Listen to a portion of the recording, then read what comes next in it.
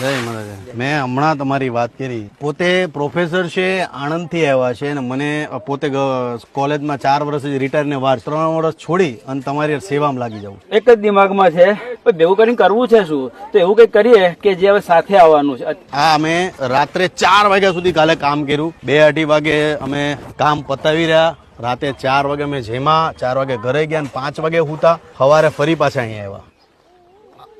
ઘર બની જાય પછી તો શાંતિ ને ઉપર જે હો તમારી બધોની જે હો ભગવાનની જે ભગવાન તમારે ખૂબ સુખી રાખે. ભાઈ એક જણ ચા ભરવા મળો. હાલો તું ચા ભરવા મળે.